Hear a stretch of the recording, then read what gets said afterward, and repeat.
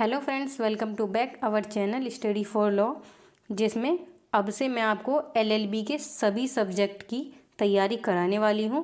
और आज का हमारा सब्जेक्ट है जूरिस्प्रूडेंस सेकंड, विधि शास्त्र। जूरिस्प्रूडेंस फर्स्ट आपका एलएलबी फर्स्ट में पूछा गया था, एलएलबी के फर्स्ट सेमेस्टर में, और जूरिस्प्रूडेंस सेकंड आपका एलएलबी के सेकंड सेमेस्टर में पूछा जाता है। ठीक है, हमारा क्वेश्चन है विधिक अधिकार को परिभाषित करें, इसके विभिन्न प्रकार कौन से हैं, विवेचना कीजिए। Define legal rights and what are its various kinds, discuss. जो लीगल राइट है उसकी परिभाषा बतानी है और उसके जो प्रकार हैं वो बताने हैं। विधिवेताओं ने अधिकार की व्याख्या इस प्रकार की है, या फिर आप ऐसे भी लिख सकते हो कि विभिन्न विधिवेताओं ने अपने अपने मत अनुसार विधिक अधिकार को परिभाषित किया है। तो हमारे पहले विधिवेता हैं सेवनी। सेवनी के अनुसार अधिकार एक शक्ति है जो व्यक्तियों को अपने हितों की रक्षा और प्राप्ति के लिए प्रदान की जाती है। यह शक्ति व्यक्ति को अपने अधिकारों का उपयोग करने और अपने हितों की रक्षा करने में मदद करती है। जो सेवनी है वो कहते हैं कि विधिक अधिकार जो है वो एक शक्ति है जो अपने हितों की रक्षा करने के लिए व्यक्तियों को दी जाती है। इसके बाद है हॉलैंड। हॉलैंड के अनुसार अधिकार राज्य की अनुमति और सहायता से अन्य व्यक्तियों के कार्यों पर नियंत्रण रखने की क्षमता है। यह क्षमता व्यक्तियों को अपने अधिकारों का उपयोग करने और अपने हितों की रक्षा करने में मदद करती है। हॉलैंड कहते हैं कि जो अधिकार हैं, जो आपको विधिक अधिकार हैं, वो राज्य की अनुमति और उनकी सहायता से अन्य व्यक्तियों के कार्यों पर नियंत्रण, कंट्रोल रखने की एक क्षमता है, एक कैपेसिटी है, जो व्यक्तियों को अपने अधिकारों को उपयोग करने और अपने हितों को रक्षा करने में मदद करती है। ये कहते हैं हॉलैंड। सेवनी कहते हैं कि अधिकार एक शक्ति है और ये कहते हैं जो राज्य द्वारा आपको अनुमति और सहायता से अन्य व्यक्तियों पर कंट्रोल करने की जो क्षमता दी गई है वही विधिक अधिकार है। ठीक है, इसके बाद है कांट।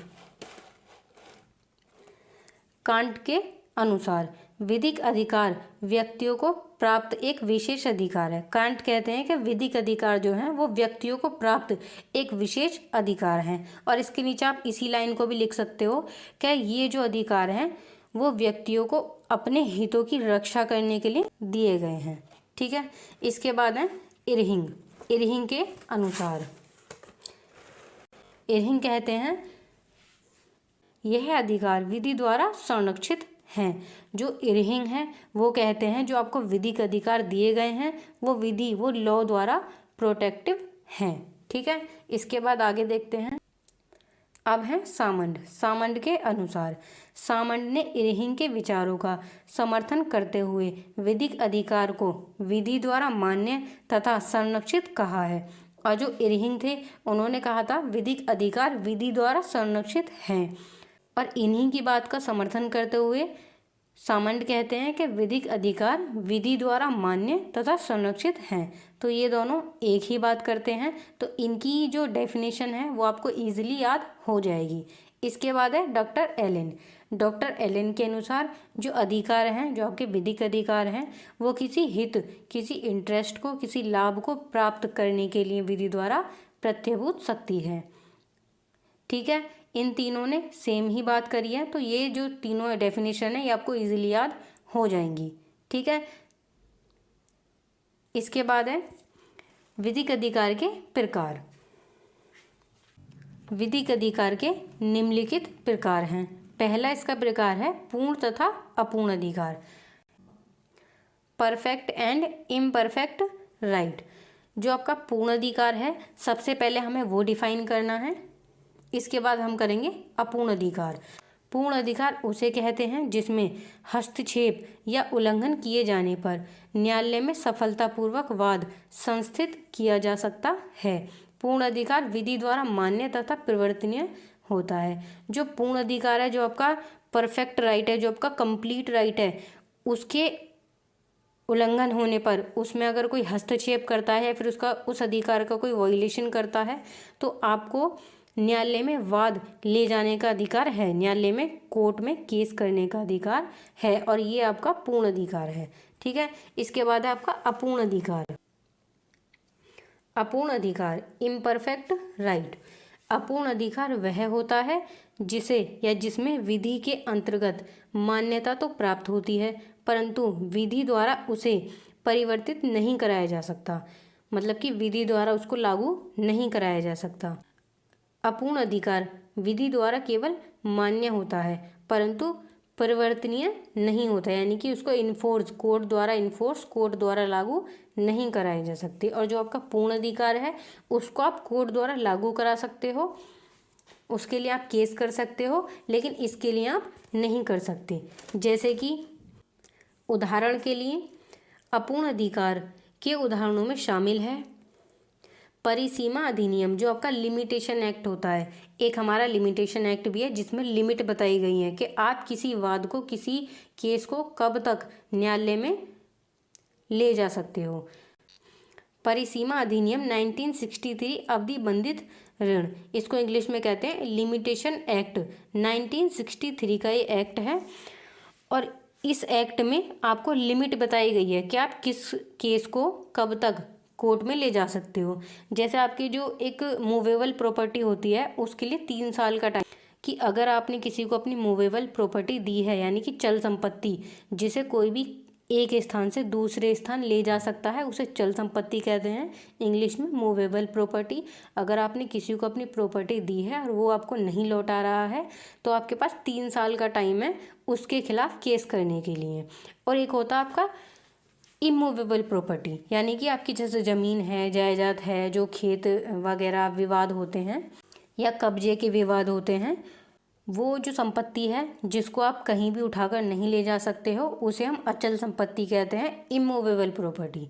ठीक है, आपके पास 12 साल का टाइम होता है कि 12 साल के अंदर आप कभी भी जाके केस कर सकते हो।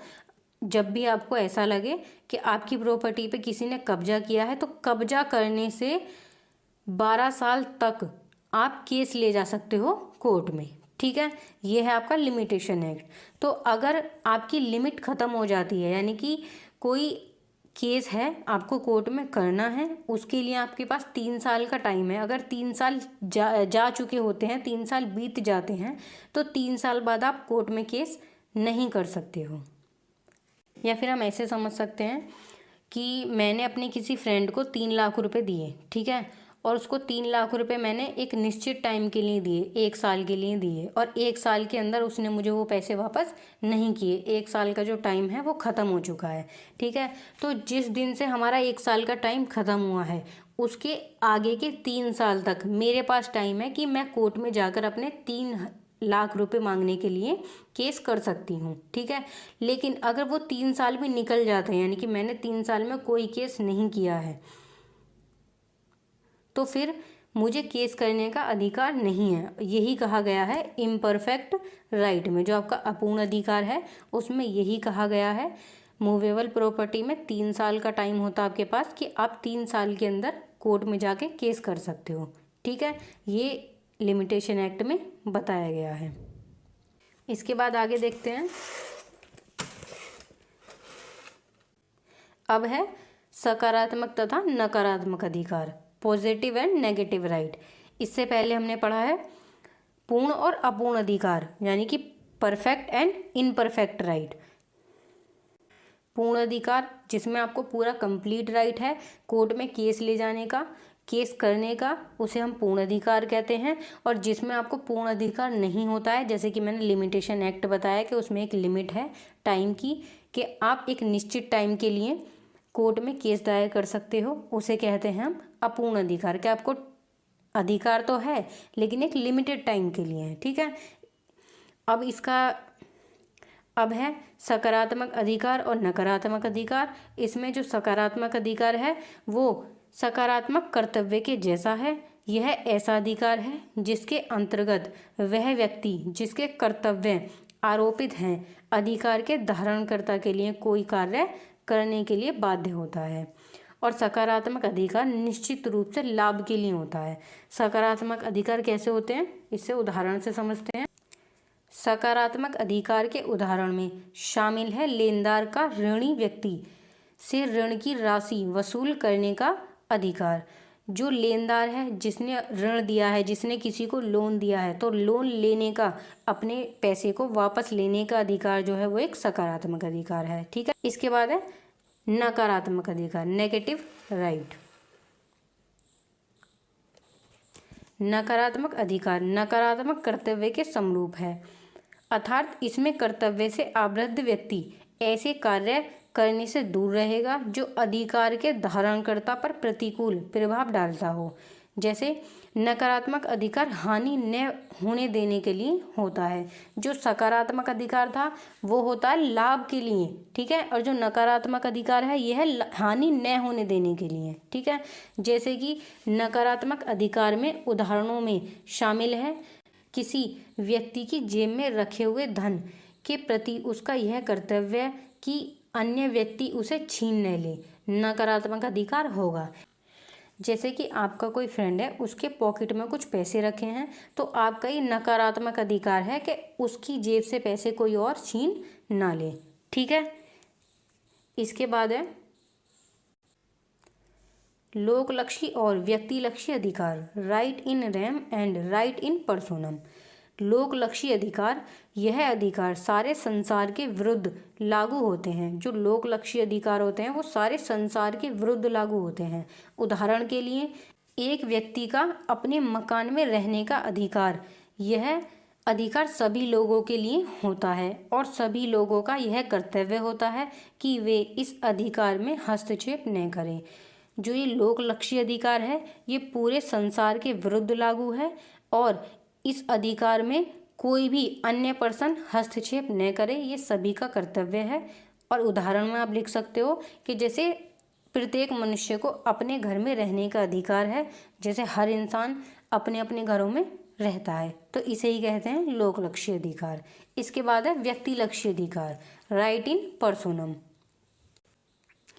यह अधिकार केवल कुछ विशेष व्यक्तियों के लिए लागू होते हैं। उदाहरण किसी व्यक्ति का कर्जदार से कर्ज वसूल करने का अधिकार, यह अधिकार केवल कुछ विशेष व्यक्तियों के लिए होता है। अब ये जो अधिकार है राइट इन पर्सोनम, इसमें कहा गया है कि जो ये अधिकार है वो कुछ विशेष व्यक्तियों के लिए होता है। जैसे कि किसी ने आपसे कर्ज लिया तो आप उससे अपने कर्ज को वापस लेने के अधिकारी हो, तो ये होता है व्यक्तिलक्षी अधिकार, यानी कि आपको ही अधिकार है उससे पैसे लेने का। क्यों? क्योंकि आपने ही दिए हैं। ठीक है। इसके बाद है सांपत्तिक तथा व्यक्तिक अधिकार, प्रोप्राइटरी एंड पर्सनल राइट। सांपत्तिक अधिकार मनुष्य की संपत्ति या संपदा में निहित होते हैं। जो आपके सांपत्तिक अधिकार होते हैं वो संपत्ति से संबंधित होते हैं। इन अधिकारों का आर्थिक महत्व होता है। ये जो अधिकार होते हैं आपके सांपत्तिक अधिकार, इनका आर्थिक महत्व होता है और यह व्यक्ति की संपत्ति से संबंधित होते हैं। उदाहरण के लिए किसी व्यक्ति की संपत्ति में उसका मकान, जमीन, पैसा आदि शामिल होते हैं। ये होते हैं आपके सांपत्तिक अधिकार। इसके बाद आपके व्यक्तिक अधिकार, पर्सनल राइट। व्यक्तिक अधिकार, पर्सनल राइट। व्यक्तिक अधिकार मनुष्य के व्यक्तित्व, प्रतिष्ठा या हैसियत से संबंधित होते हैं। ऐसे अधिकार व्यक्ति की मृत्यु के पश्चात पूर्णतः समाप्त हो जाते हैं। जो व्यक्तिक अधिकार होते हैं, जो इंसान के पर्सनल राइट होते हैं, वो उसकी मृत्यु के साथ साथ खत्म हो जाते हैं। इंसान खत्म, उसके अधिकार खत्म। ठीक है। इसके उदाहरण के लिए हैं किसी व्यक्ति को पिता या पति की हैसियत से जो अधिकार अपने बच्चों या पत्नी के प्रति प्राप्त हैं, वे अधिकार व्यक्तिक अधिकार कहलाते हैं। ठीक है। या फिर वे अधिकार व्यक्तिक अधिकार होते हैं। इसके बाद है स्व सांपत्तिक तथा परसंपत्तिक अधिकार, राइट इन री प्रोप्रिया एंड राइट इन री एलिना। स्व सांपत्तिक अधिकार का अर्थ है किसी व्यक्ति का अपनी संपत्ति पर अधिकार होना। जैसे आपका संपत्तिक अधिकार था, ऐसे ही ये अधिकार है, लेकिन यह है अपनी जो आपकी ओन प्रॉपर्टी है उस पर आपका राइट होना। स्व सांपत्तिक अधिकार का अर्थ है किसी व्यक्ति का अपनी संपत्ति पर अधिकार होना। उदाहरण के लिए किसी भूस्वामी का उसकी भूमि पर सब सांपत्तिक अधिकार है। इस अधिकार में व्यक्ति का अपनी संपत्ति पर पूर्ण अधिकार होता है। जो किसी की भूमि है, किसी की ज़मीन है, उस पर उसका पूर्ण अधिकार होता है जो उसने खुद ने खरीदी है। ठीक है। इसके बाद है परसंपत्तिक अधिकार। परसंपत्तिक अधिकार का अर्थ है किसी व्यक्ति का किसी दूसरे की संपत्ति पर अधिकार होना। उदाहरण के लिए किसी भूस्वामी का मतलब किसी भूमि के जो स्वामी है, किसी ज़मीन का कोई मालिक है, उसका उसकी भूमि से लगी, उसकी ज़मीन से लगी हुई कोई दूसरी ज़मीन है, दूसरे की भूमि पर आने जाने का अधिकार परसंपत्तिक अधिकार होता है। इस अधिकार में व्यक्ति का दूसरे की संपत्ति पर अधिकार होता है, लेकिन वह अधिकार पूर्ण नहीं होता। परसंपत्तिक अधिकार में आपको पूर्ण अधिकार नहीं होता है। और जो आपकी स्वयं संपत्तिक अधिकार है, जो आपकी निजी संपत्ति थी, उस पर आपको पूरा अधिकार होता है। ठीक है, ये दोनों बातें याद रखना। इसके बाद है प्रधान तथा सहायक अधिकार, प्रिंसिपल एंड एक्सेसरी राइट। प्रधान अधिकार का अस्तित्व अन्य अधिकारों से स्वतंत्र होता है।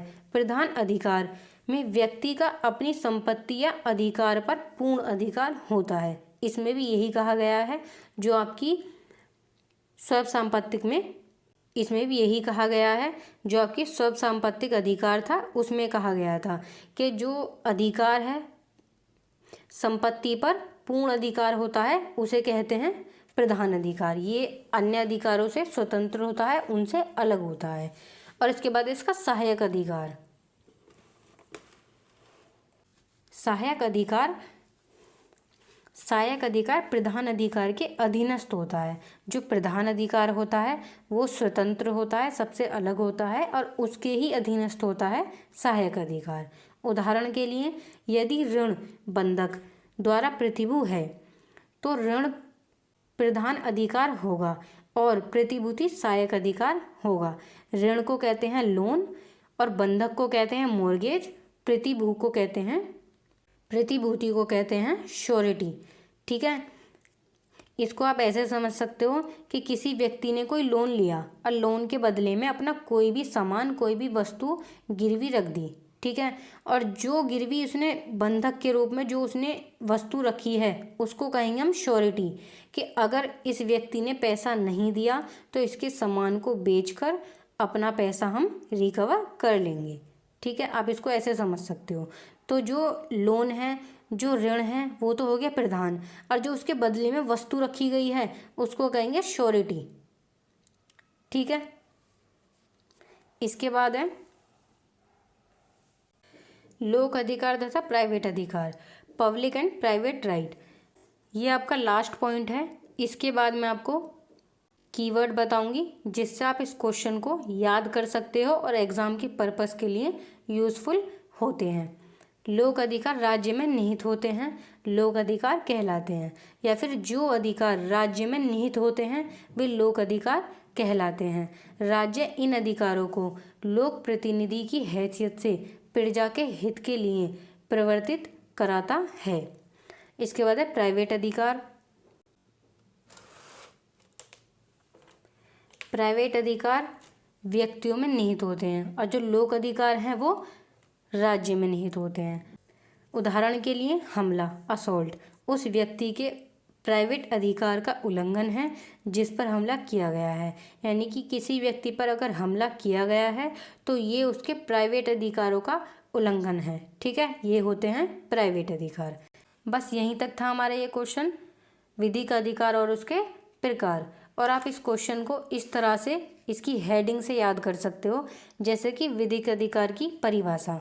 तो विभिन्न विधि शास्त्रियों ने या फिर विधिवेताओं ने अपने अपने मत अनुसार विधिक अधिकार की परिभाषा दी है, जिसमें सेवनी है, हॉलैंड है, कांट है, इरहिंग है और सामंड हैं, डॉक्टर एलन हैं।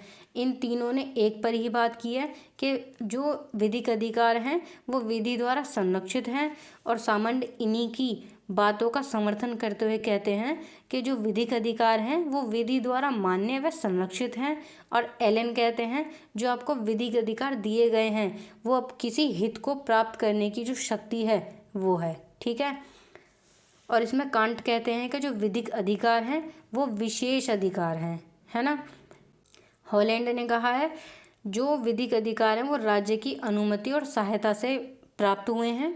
फिर सेवनी ने कहा था कि जो विधिक अधिकार हैं वो एक शक्ति हैं।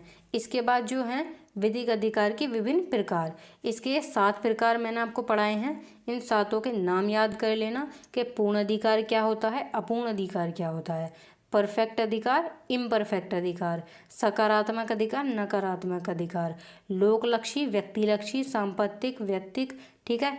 ये आपके 7 प्रकार हैं और जिस तरह से मैंने आपको कराए हैं आप उस तरह से कर सकते हो, ठीक है। और आप अगर ये लिखते हो कि विधिक अधिकार के जो प्रकार हैं वो बताते हो तो सबसे पहले आप विधिक अधिकार की हेडिंग डालकर आप सबसे पहले इन 7 के नाम लिखने के बाद आगे से उनको एक्सप्लेन कर सकते हो एग्ज़ाम में, ठीक है।